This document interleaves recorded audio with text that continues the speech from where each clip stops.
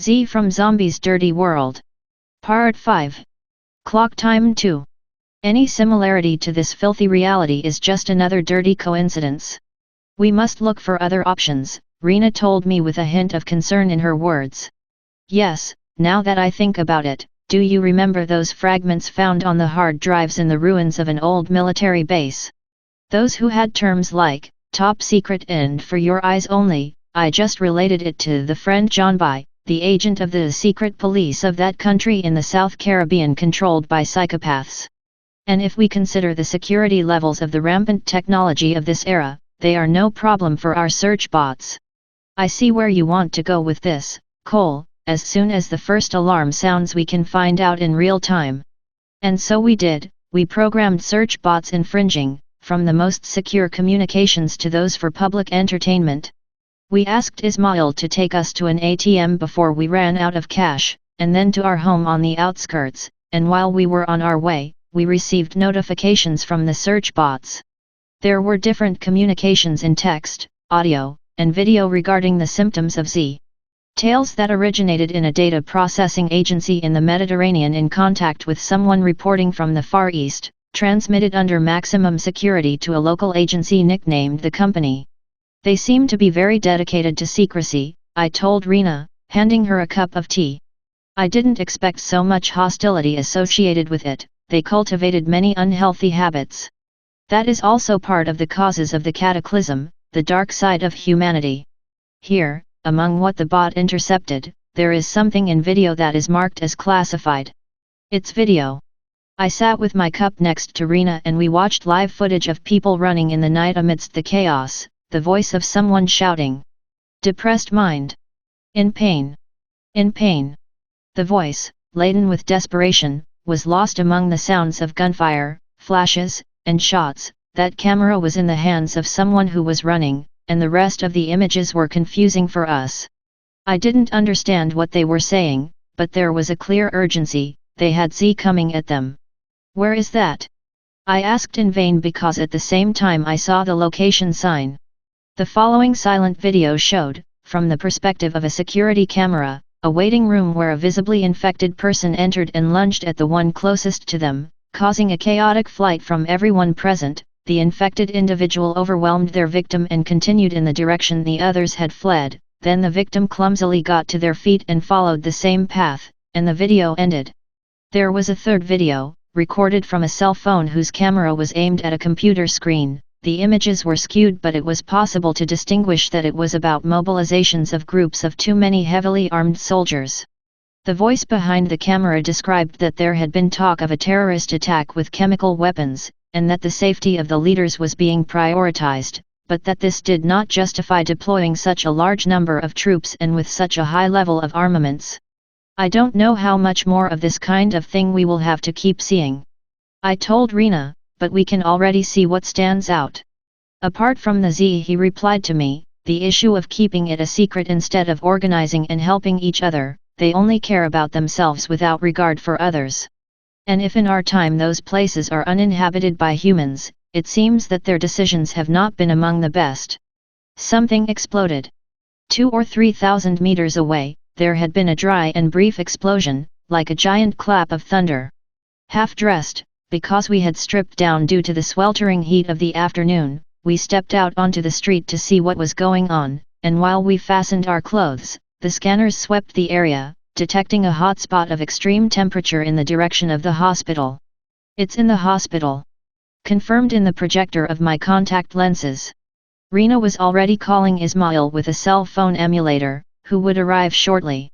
I went to close the house, and just then RHYNA caught up with me and quickly entered, coming out with her bag a bit bulkier and heavier than before. I think this is getting too small for me, he said with honest innocence. If you like them bigger. I replied without innocence. He looked at me with a meaningful smile.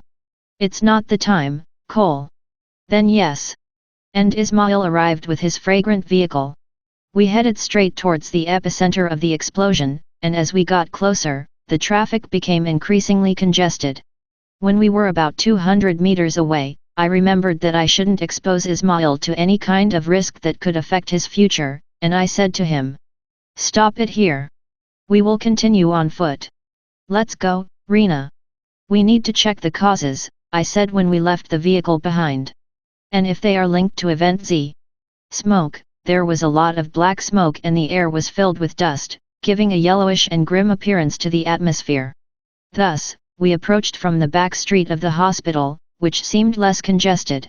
Walking on the sidewalk, we soon began to crunch on shards of glass from the windows that had shattered, and with greater caution and serious faces, we entered through the remains of the main building, hearing voices of weeping and screams from people nearby. Amidst the settling dust, we explored the area with the scanners of our integrated systems. Be careful, Cole, RHYNA warned me, as a bathtub fell from the remnants of a first floor and, upon hitting the ground, rolled out the remains of a human head. Bad news, I told RHYNA, it's infected, according to the scanner. You don't even need to tell me, it's still active, don't go near it. Later, we learned for certain that the causes of the explosion were due to a combination of an electrical fault, a gas leak, and a malfunction in a boiler system, a perfect storm of negligence and lack of proper maintenance.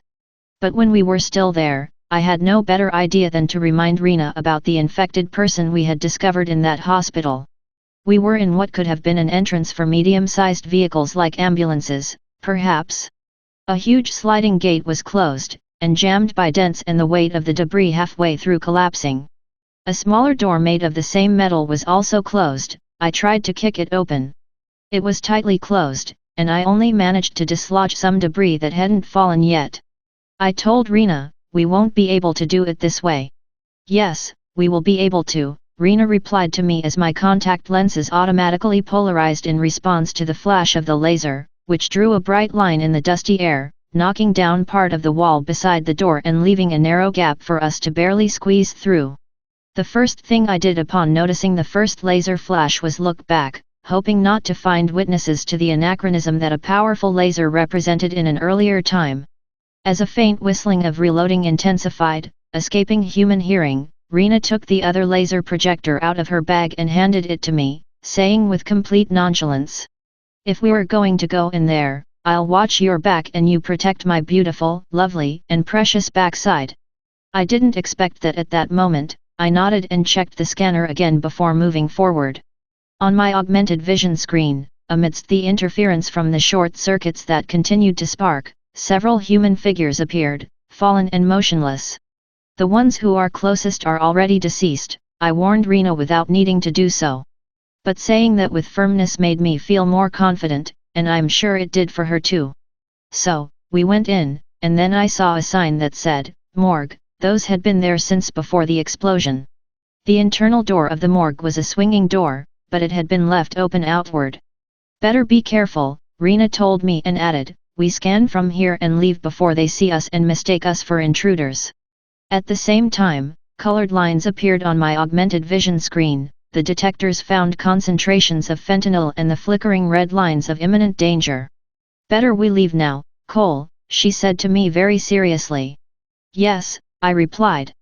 RHYNA and I moved cautiously, retracing our steps through the dark hallway we had entered in the semi-collapsed hospital. The smoke and dust still hung in the air, and the smell of burning mingled with a faint trace of decay. The morgue could have turned into a dead end, there was no possibility of delay. We went out along the wall edge that RHYNA had cut. "We need to leave that part blocked," I told her, and with great care and speed, we used the laser to demolish part of the masonry until we covered the gap that had been exposed, and we walked around to reach the front of the hospital. There were too many people, there were injured, sick individuals, some family members, companions, and a crowd of onlookers who were not helping anyone and were obstructing the movement of a couple of ambulances from another hospital. In front of a fire truck, a female journalist was talking to a woman about the cause of the explosion, but everything they said seemed incoherent and overloaded with emotion. We stayed on the sidelines heading towards the entrance with the intention of accessing the security cameras, at least within the remote range of the scanners. We made contact and copied the content from the memory units while walking past the journalist who was communicating with a news outlet, broadcasting live to the public. AZ came out from behind and bit her on the face and neck. The journalist's cries of pain and the interviewee's screams of panic caught the attention of the people around them. Everyone was watching. No one did anything. RHYNA and I knew that we couldn't intervene without putting the future at risk. Suppressing our desires to crush the monster, we quickened our pace to almost a jog and turned the corner, leaving behind the screams and the nascent outbreak.